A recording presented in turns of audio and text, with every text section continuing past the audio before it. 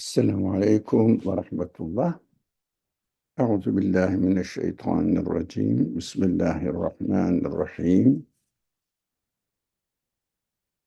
رب اشرح لي صدري ويسر لي أمري واحلل عقدة من لساني يفقه قولي واجعل لي وزيرا من أهلي هارون أخي اشدد به أزري ويشرك في أمري كي نسبحك كثيرا ونذكرك كثيرا إنك كنت بنا بصيرا.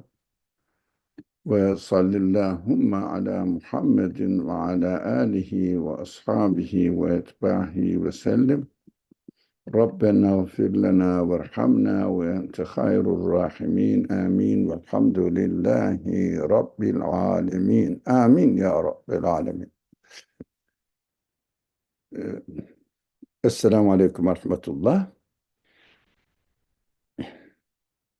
We have been studying the section Yasin of the Quran, and we studied up to verse 55.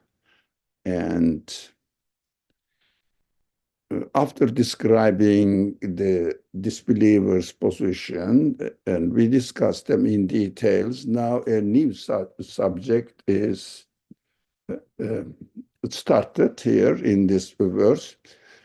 Now, we noticed that the Quran has an unaccustomed way of presenting the subjects.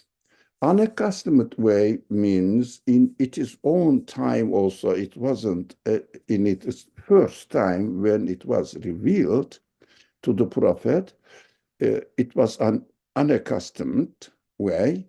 Still, it is unaccustomed way. What we notice, if you extensively study the Quran, you will understand that from one subject to another subject, verses keep changing subjects.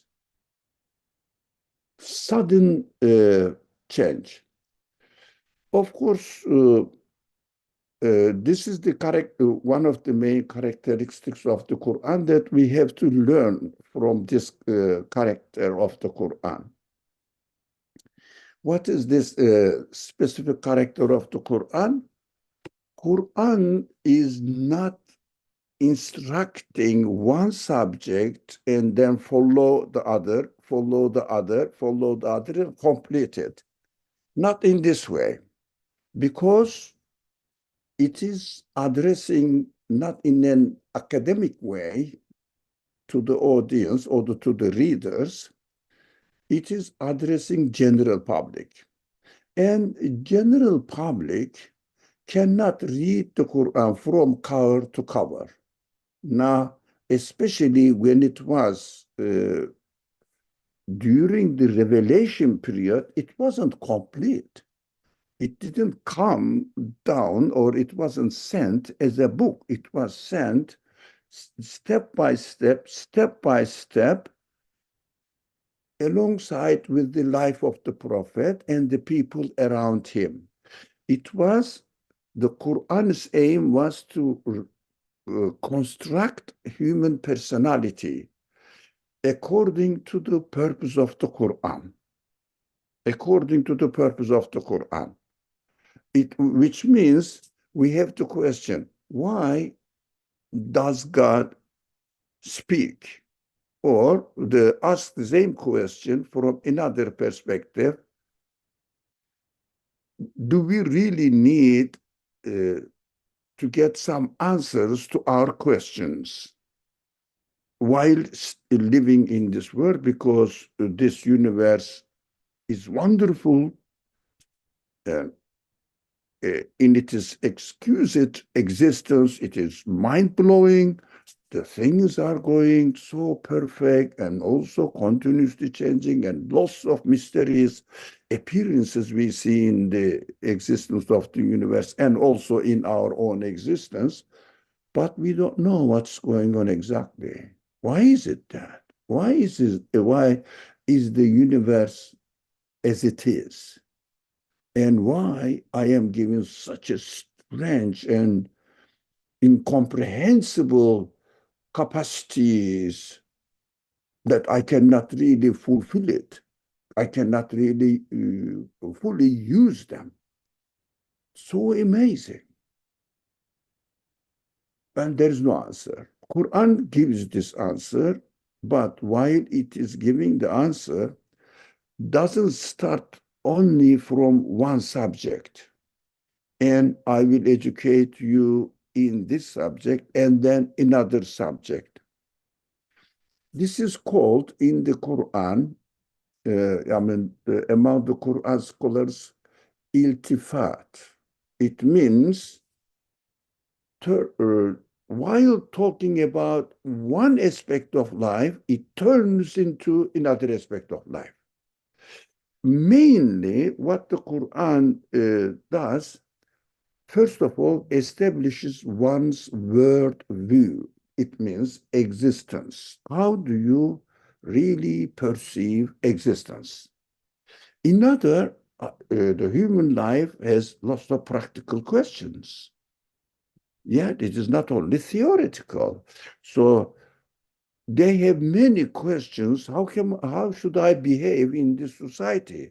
How can I really start practicing my human feelings in the way that they should be practiced? And human nature has two main venues where it is being trained, educated. What is that? The first venue is encouragement, which is called in the Quran tabshir. Give good news about paradise. Give good news, God's mercy, about God's mercy. For example, give good news that life is not going to end forever. No, existence will continue. And also, we need to be educated, trained with warning. If you don't follow, you will find yourself, if you don't follow the purpose of your existence and fulfill it, you will be suffering severely within yourself, and you will contradict your nature and also contradict the conditions in the universe that you are created in. So from one subject to another. And also, human beings don't live alone. They have social context. So everyone lives in a social context, and we have to organize our relationship with the rest of the human beings, but at the same time, how can I treat the creation, the existent beings in general? So gradually, Quran constructs human personality so that everybody will be trained at every stage of their life. That is why we should not be surprised when we are studying the conditions of the opponents of the prophets. Suddenly, subject changed and it says, Inna ashab al-jannati al-yawma fi shughulin fakihun. On this day, the inhabitants of paradise shall be wholly taken up with joy, full of joy. They will be busy with enjoyment only. Now, subject changed. So my questions concerning this. This was the introduction, why Quran keeps changing the subject. We need to remember this occasionally, though, not every day, but occasionally when a subject changes. While the Quran is speaking about life in the hereafter, suddenly he says, what are you going to do with your properties in this world? How are you going to divide them? How are you going to use them in a way that you can uh, be useful for other peoples?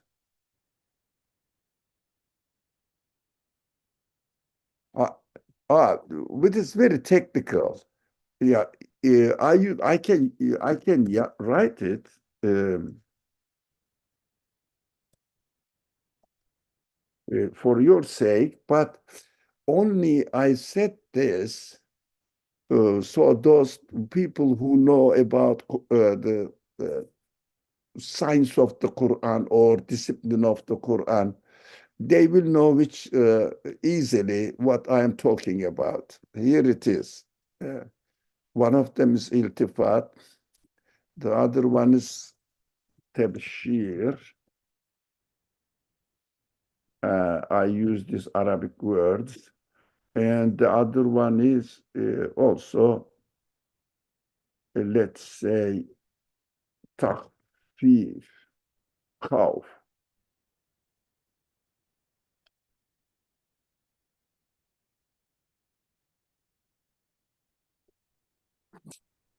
Can you please define each one again? Thank you. Sorry? Can you please define each one again? Thank you. These terms that you posted. No. Iltifat is changing the subject, transition from one subject suddenly, like iltifat is like this. If you look at my picture, you will understand. While I'm speaking to somebody on my right here, suddenly I turn to the other person and start speaking another person. That is called iltifat. Now, tabshir, of course, you may guess by now, is it giving the good news. Takhfif, warning. I mean, nazir, the best word is nazir, actually. Sorry. But nazir, but takhfif is giving khawf. It means severe severe warning, making fear, make them fear, make the people fear of the God, for example, or fear of the akhirah. It extremely be very careful. Nadir is warning in English. So let's concentrate now on this verse. On this day, sorry, on this day, the inhabitants of paradise shall be wholly taken up with joy. Now, the first question, as believers, I mean, if somebody doesn't believe, of course, the subject should be dealt with in a different way. But as believers, can we experience this pleasure with no pain of transience now? Is it possible? Any answer? Can we experience this pleasure in this world? I don't think so. No. Thank you for your honest, straightforward answer. Yeah. I mean, if Allah create, no, there is pain in it. Mm. Transience we are experiencing, we must accept. How do we understand this? How do we cope with this? Uh, Perfect. Everything is created out of mercy, but there is always pain of transience in it. If there is no pain of transience, because we may strongly believe that definitely my creator is going to continue uh, to create me after my death, because he is not a crazy creator. I am absolutely sure. Okay, but still, I experience many unpleasant creation.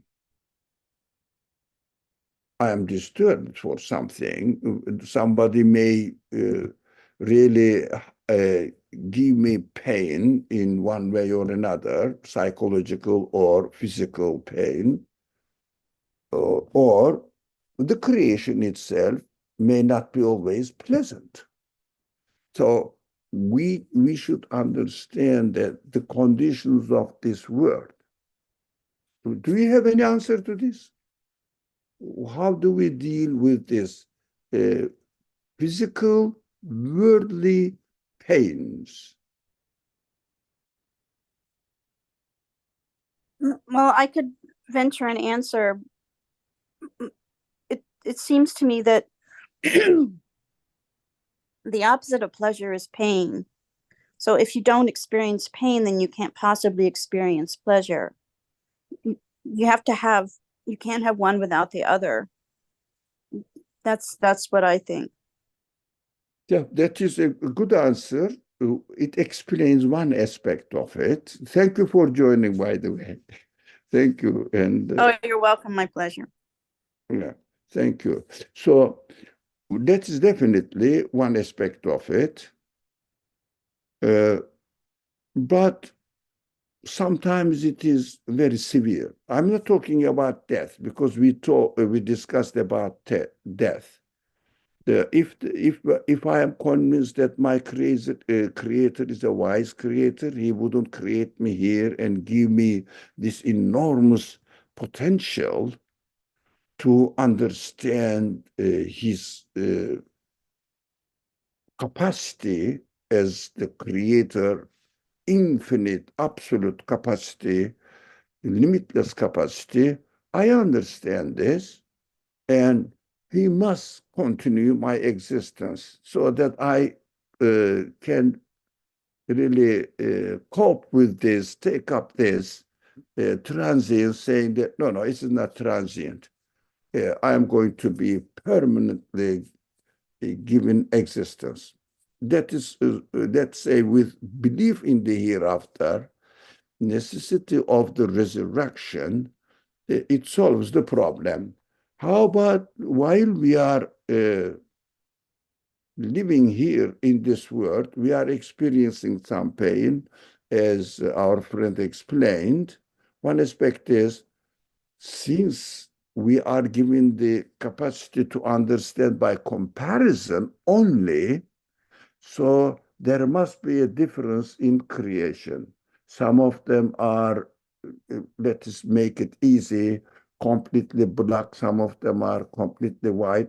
Cannot be completely black and completely white, but heavily, 90% black and 90% white, and mostly in between, mixed, gray.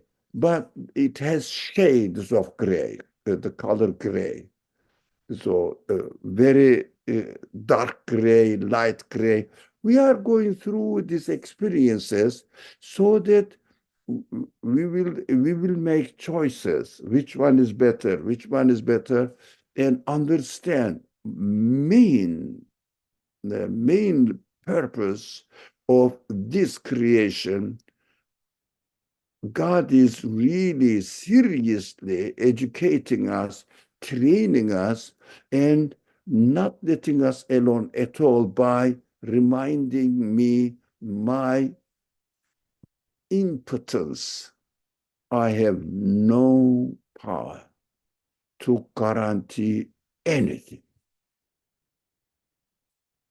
Whatever happens, it is not within my hand to control it.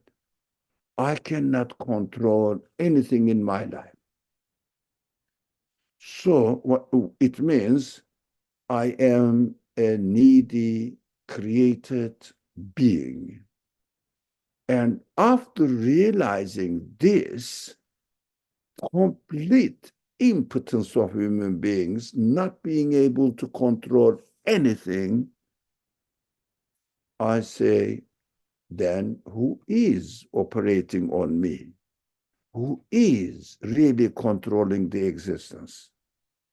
There must be a source of all these activities, and he is introducing himself to me, saying, look, You cannot guarantee anything, only what I will happen. I am teaching you, you are a created being.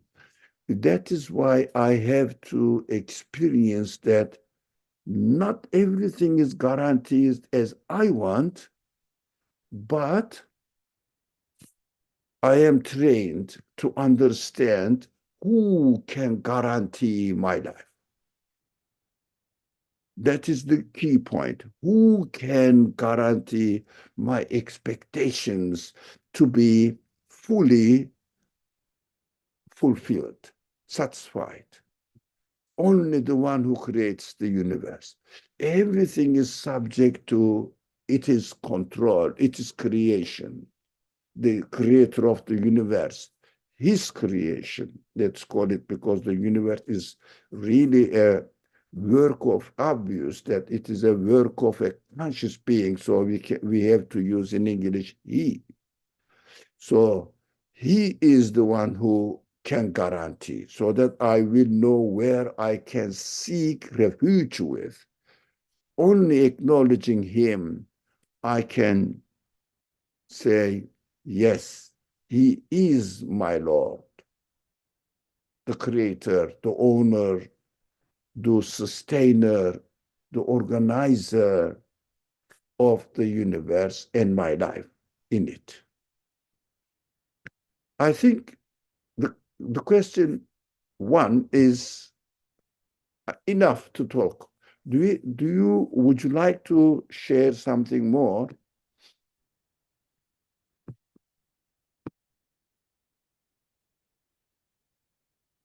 Okay, let me go to the second question.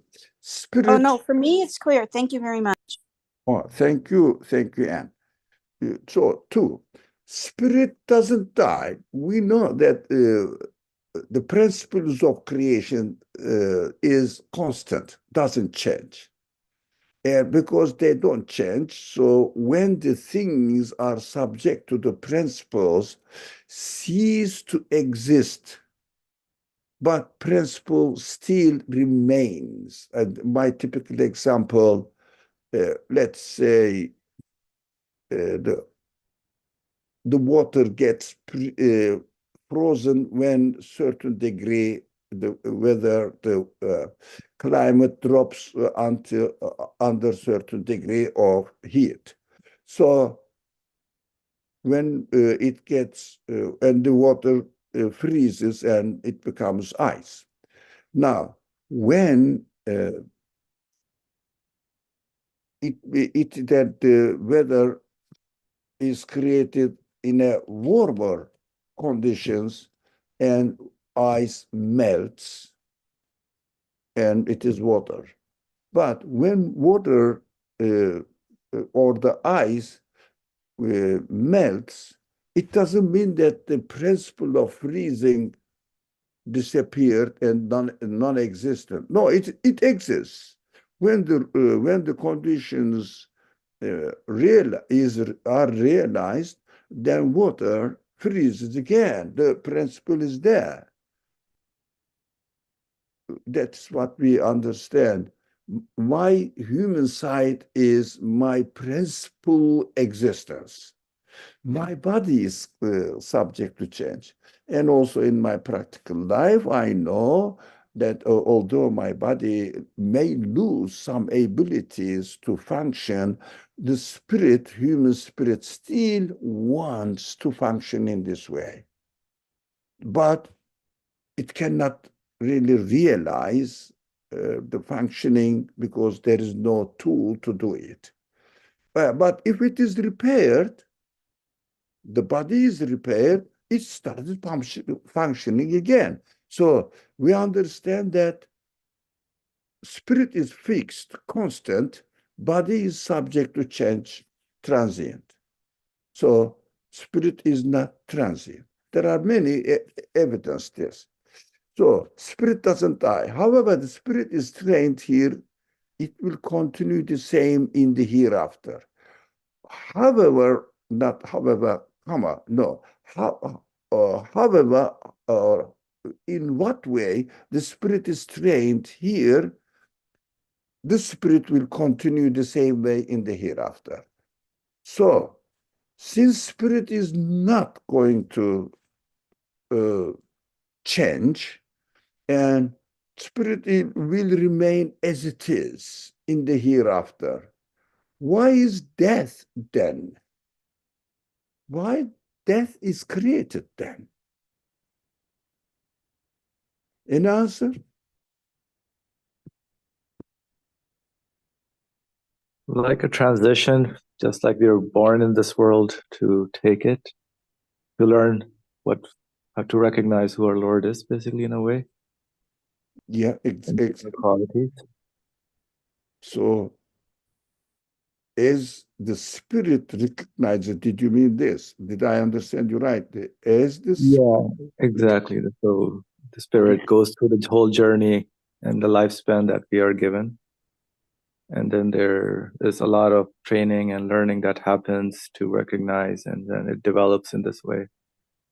The whole human beings, with their qualities and their potentialities, become capacities in a way.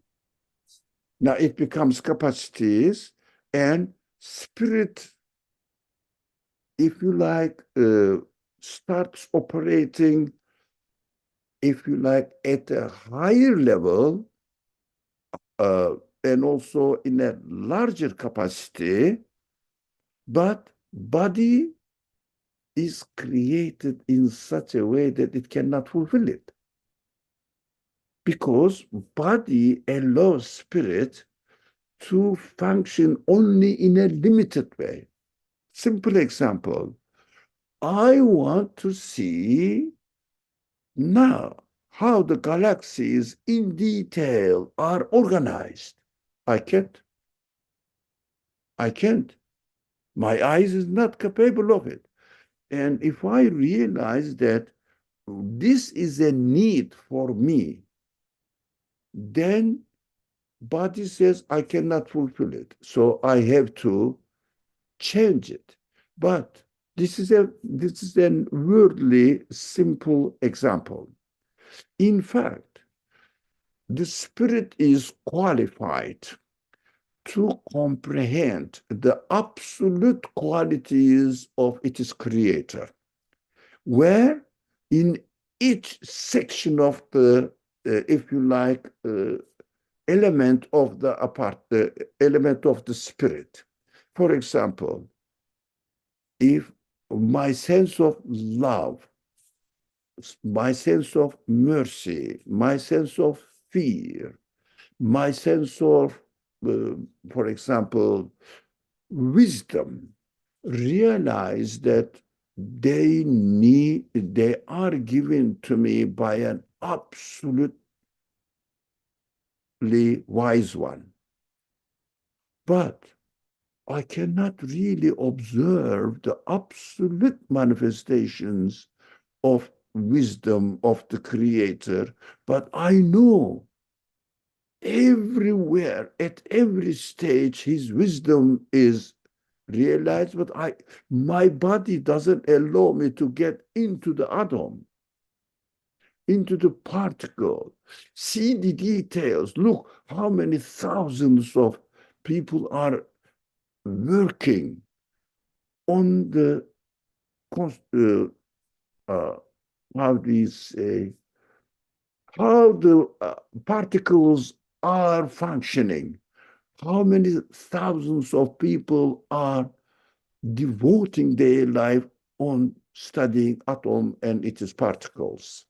How many thousands of people are working, studying the stars, galaxies, galaxy clusters, and what is going on there? They cannot get to the end because human spirit wants to see it, but body doesn't allow. I want to see the wisdom of the Creator, knowledge of the Creator, and absolute will of the Creator operating them, and arranging how the creation is arranged by the one who created the universe. in such a perfect way and such a perfect measurement, beauty, purpose. Amazing. I cannot, my body doesn't let me realize it. The creator of my spirit lets me know, promises me by creating these capacities. If I become aware of it, I will expect my creator to manifest his qualities in such a way that I can comfortably experience their manifestations. But my body doesn't allow. On the contrary, it keeps getting old and disabled at the end. So I want to get rid of, if you like, I want to shed off my body, and I will ask my creator, oh, my creator, give me a body that I can communicate with the manifestations of your qualities in such a way that I will enjoy it. That's what this verse is promising us. That is why my body, I must get rid of this body and get a new one, operating with the capacity as much as I could develop my human potential. It means my spirit will deserve it. And that is why death is a good news, not a bad news. What? About the fulfillment of my expectations. So if there was no death, I will be feeling in prison within my body. That is, I want to see lots of, I want to experience many things at higher and higher and larger level, but my body doesn't allow me. It's not qualified for it yet in this world. I will feel imprisoned, limited, confined to a very narrow world in my body. That is why death is a very important mercy of the Creator. That is why some Muslim, especially Sufi tradition follower scholars, were really looking forward for their death. Of course, they shouldn't kill themselves. They know this, but they were really happy that they are going to die. So they call it something, the most pleasurable experience, that when the death is created, they will be given the news of the new body. So they will be given the new body. So they got really excited about death. So, of course, we have to protect our trust. The body is a trust here. But as far as the news of death comes to me, by having white hair and not being able to hear, not being able to see as much as I would like to, and also my organs starts working with problems, needs continuous maintenance and repair. So they say, these are the heralds news that the death is approaching. Beautiful news. So that's what they say. Okay. About the second question, any concern? Any comment, question? Third, if you have, go ahead. Paradise means there is no losing pleasure, no pain of transience. Everybody's cup will be full, or paradise means everybody's cup is full. What does it mean? I think we answered this question. As much as I develop my capacity, transform my potential into capacity, this capacity will be full. My capacity, my cup must be full. That is necessary for the justice of the Creator. So I have to drop now, Asim. All right, we know that you are going to teach. You told me. And please go ahead.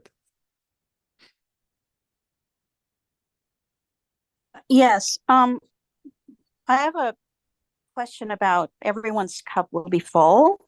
Yes. Everyone has, so we're here in this universe as a school. It's a school to train us. Yeah. And like any class, some students are going to learn more than others. Some students are going to be better students than others. Correct. That's just a given.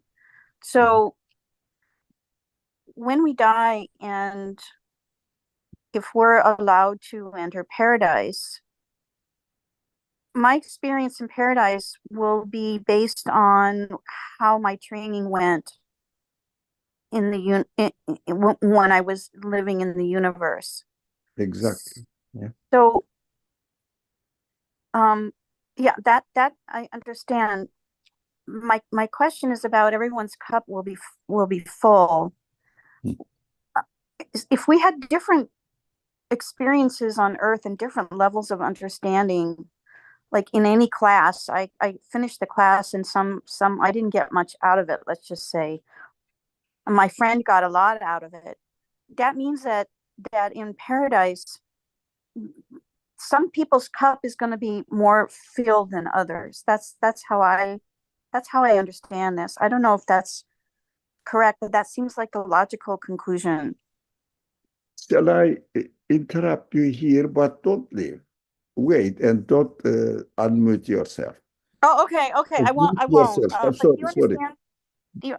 You understand what I'm saying, right? Yeah. Don't mute yourself. So we will continue really Yeah. Okay. changing. Now, not that everybody's cup is in the same size. So some people may have a small cup. Some people may have a big bowl-like cup. So, but everybody's cup will be full, must be full. That is paradise. Everybody will be satisfied. The Quran also says, and also logic also says, and also our experience in this world also gives this news to us. Everybody will get his degree according to his level, but according to his level. So the degree will fill the cup according to my capacity. We'll say your cup is this size, and you will get the degree at this level. This is in this world. And also you learn, for example, if you study, let's say, a subject, mathematics. So let's say at the high school level, you will know mathematics at the high school level. You means anyone. Yeah, but this is just this figure of speech. You will know as much as you learned. You will not know what you don't know. I don't know, for example, the details of physics and mathematics. I don't know what it is. If I knew it, I would say I lost it, but I don't feel the loss of it because I don't know. If I hear something, then that is different. But in paradise, everyone will be fully happy. So I understand that Mhm. I don't hear you now. oh, sorry. People have different sizes of cups, so I saw that comment in the chat and I didn't even think about it in that way. That's actually really helpful. So everybody is satisfied to their own capacity. This is maybe maybe this is a stupid question. No, at all. No question is stupid. Don't worry. Yeah. I almost hesitate to ask this because I think it is a stupid question, but do people in paradise, everyone's equally happy, right? So we're not aware that some people's cups are bigger than others. I don't know if that's a really stupid question, but if I have a bigger cup, I'm going to be happier. Yes, in reality, you will be happier, but the one, let's say, whose cup is smaller than yours will not realize that you are enjoying higher level than him. That is Oh, that's so interesting. yes. Okay. Nursi gives an example. Oh, I had no idea. Now, Nursi says that gives an interesting example. Okay. So, he says everybody will be sitting in the same banquet, but some people enjoy something fully, let's say, I mean, not fully, at a higher level, but the one whose taste is not developed. Oh, okay. So I he see. will enjoy as much as he developed his taste. So he will say, I am fully satisfied. The other one will say, I am fully satisfied, but they wouldn't know which levels. I can I can imagine this. For example, you are looking at a beautiful painting, piece of art, and you are expert on this art and you see the details, you understand this. So I know, I don't know about art at all. So I know a person who is expert in calligraphy, writing the Qur'an in a beautiful way. So when I see a calligraphy example framed, I say, oh, it is beautiful. This expert says, because I hear it in this word, but you see that this part is not really perfectly correct. He or she, the calligrapher, has uh, shaken his hand here. It shouldn't be. I don't see it. But let's say, of course, in the paradise will be a different life, so that we cannot compare with each other. Everybody will sit in the same banquet. Some people will have some sort of, let's say, cold. His experience of the pleasure of the banquet will be less, but he will say, of course, he knows in this world that before the illness, before the illness, he used to get higher degree of pleasure. But in paradise, there is no period of illness and before the illness. Whatever you are, you are. You will be fully satisfied with your own way of creation in paradise, according to your cup. as also Muawiyah wrote here, is here, is that I thought of it as some people's cup as bigger than the others. Exactly. That's what we discussed. Thank you, Muawiyah, for joining. So, So sorry, I left that comment like before you explained it all, but definitely your explanation was much more thorough. So thank you so much. thank you. So Yeah, I want to thank you too. It's the fact that you said that other people aren't aware that other people's cups yeah, are bigger or smaller is Yeah. just amazing. Thank you. thank you. So you will be so from here, get ready to acknowledge your creator in the best way and train yourself so that your pleasure in the hereafter will be according to your cup. So try to get a bigger and bigger and bigger cup. All of us. Inshallah. That's what we are doing here. Okay, thank you. Shall we move on to the following verse? Yeah, let's do that. Okay. Now, here we go. Bismillah. هم وأزواجهم في ظلال على الأرائك متكئون. So, they and their spouses seated on couches in the shade. Okay. في ظلال. My practical and very curious problem. If somebody is not married, will he or she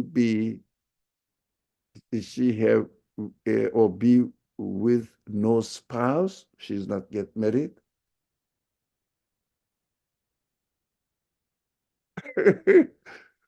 What do you think? Anyone? That's a really good question. Yes. When I wrote this question, I laughed as well. You know that. What shall I do? It has to be the case that spouse can't mean exactly the same thing as here in real life. It has to be a representation of someone who you love. That's my guess. Yeah. So we have to understand the word azwaj is the plural form of zawj. So now we have to be careful how the Quran uses this word zawj, pair. We created everything in pair. Muawiyah, why did you give up your idea of speaking? You lowered your head. Yeah, I think you were gonna go ahead and say it anyway, so I didn't want to interrupt you. Go ahead, please. I would like to hear you. Okay, so this kind of goes off of what we just discussed, but I was thinking of the word spouses as like a counterpart, right? So the people who aren't married here in paradise, they'll be formed like a necessary, appropriate counterpart to their capacity that fits them perfectly that they didn't have in this world. Counterpart, did you say? Yes, that's the word I used. That is what the Quran uses it. And while we were studying the section jinn, we extensively talked about this counterpart. It means pair. So your spouse or women or men, doesn't matter. That's what we cannot really talk about the gender problem there. So whatever you want to complete your satisfaction with the counterpart. So you will have, I think, your spouse as what it means your counterpart, your pair there in paradise. You will be fully satisfied. But of course, Quran speaks with giving worldly examples in this word. So he uses the word azwaj in two meanings at the same time. Your counterpart, of course, the human beings are satisfied with their counterparts in opposite gender. So mostly the people understood opposite gender. That must be the correct one. I'm not saying that it is not, but at the same time, your spouse with the the opposite gender definitely will be your counterpart, complementing your satisfaction of existence there or satisfaction of your pleasure there in paradise. I think we all agree, and also said the same thing. So Muawiyah also shared his idea on the same line. I also understand it, but some people may say no because they understood azwaj. Quran is used azwaj or spouses, depends on which context. In fiqh ruling, spouses means their wife or husband, their spouse, and this is used in English. But when we understand that this word is driven, the plural form of zawj, and Quran uses the word zawj in very different ways. I see Muawiyah. Please go ahead as well. So I actually had a question about the people who already have a spouse in this world. So in the afterlife, were there like how will their spouse be changed because they already have their own personality and their own predisposition. So in the afterlife, are they like changed to accommodate each other more better or to be better counterparts of each other? Now, that's a very legitimate and reasonable question. Thank you. The paradise means all the dirt is cleaned. You know, all the rust is really sanded, completely cleaned. So if someone is really, really, really happy with their spouses,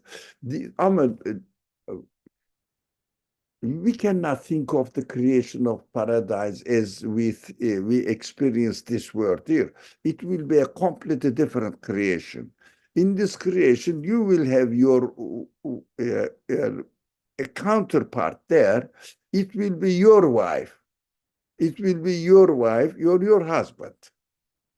So, but purified, if you like,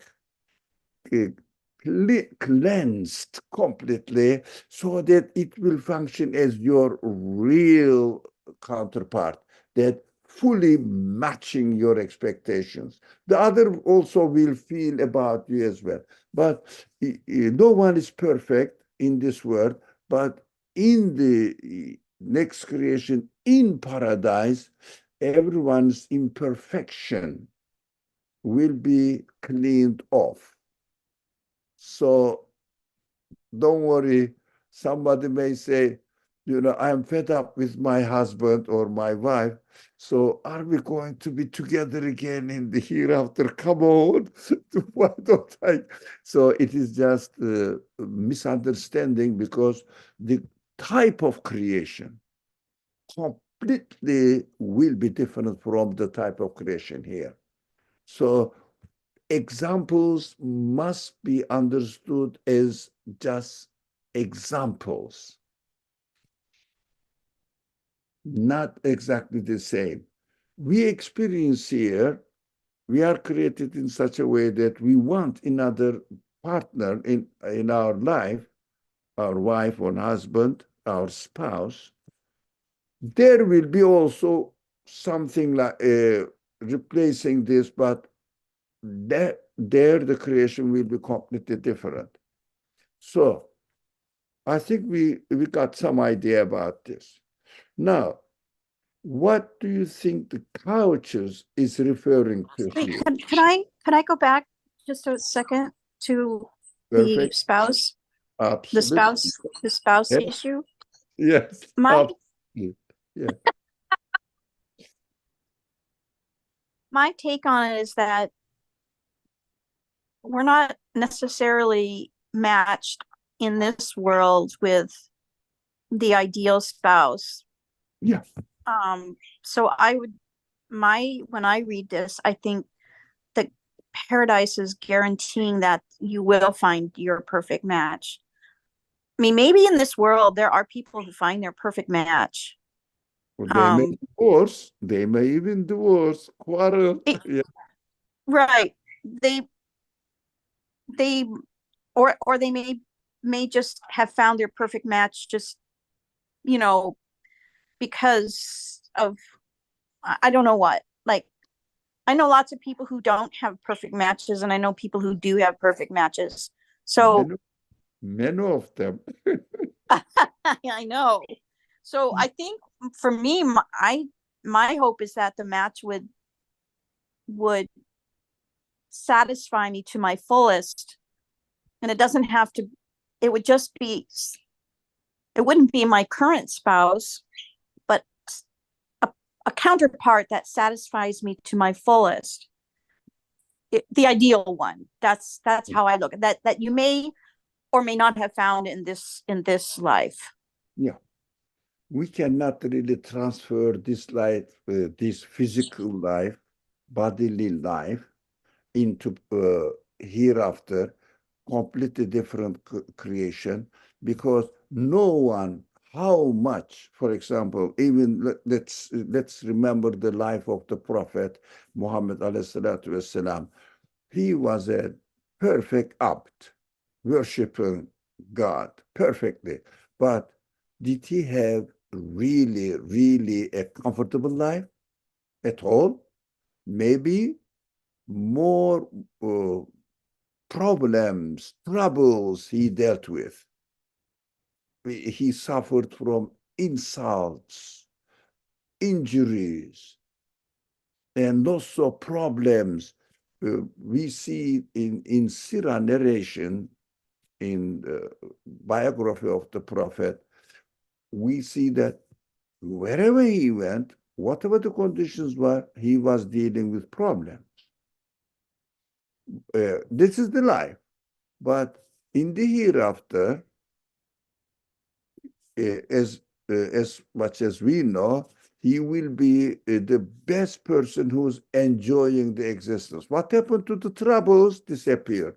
Now, some the people are really taking this kind of news in the creation, in the Quran, as literally they say, if someone is married more than one wife, what will happen? The wife will be still really jealous of the other one, or this is the conditions of this life. What are you talking? It will be a completely different life. What we have to see, everyone's cup will be full. That's it. Get your cup ready for the hereafter, as big as possible, as large as possible. That is what our job is. So the time is up really. So what do you think couches is referring to? I will just say the state of existence, the way we are existing, the living conditions that we are existing is here presented with the word couches. Your state of existence in general. So nothing will be disturbing for you in your existence. That is the life in paradise. Is it? Could couches refer to comfort? Yeah, it's the comfortable state of existence. Oh, okay. Thank you. Yeah, but because if it is not comfortable, it will be not. It won't be a paradise. So It means alel eraik, which says seated on couches, which means complete satisfaction of status of existence. So another one, zill, shade, in the shade. Because the time is up, I don't want to infer that you shouldn't ask, you shouldn't share your comments, but we have to, I will just say what I understood with the help of a great scholar, a commentator on the Quran.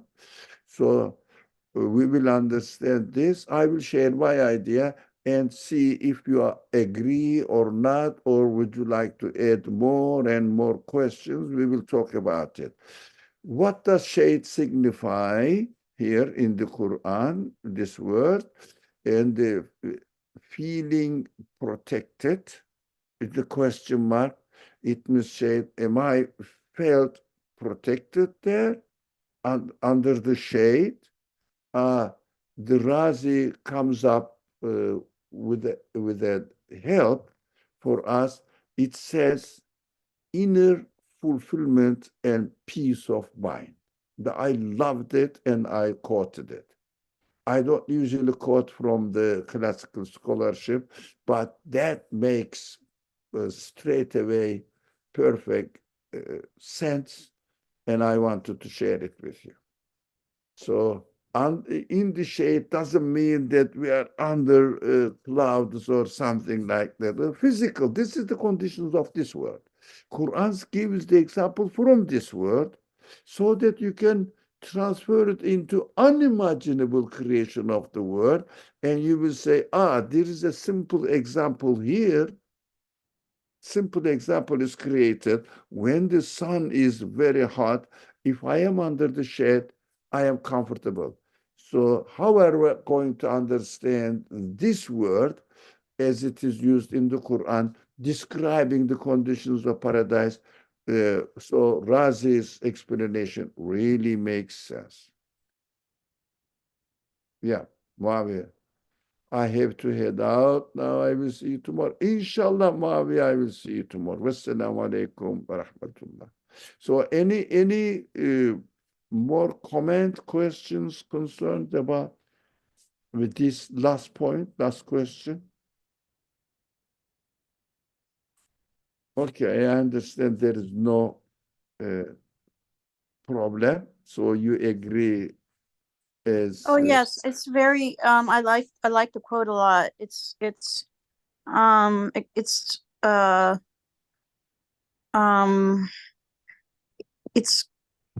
shade to me meant protection from the sun and comfort, but this is even better. Yeah. So inner fulfillment and peace of mind, as this commentator says, really gives the perfect meaning to it. Inshallah. Okay, thank you. أعوذ بالله من الشيطان الرجيم. بسم الله الرحمن الرحيم.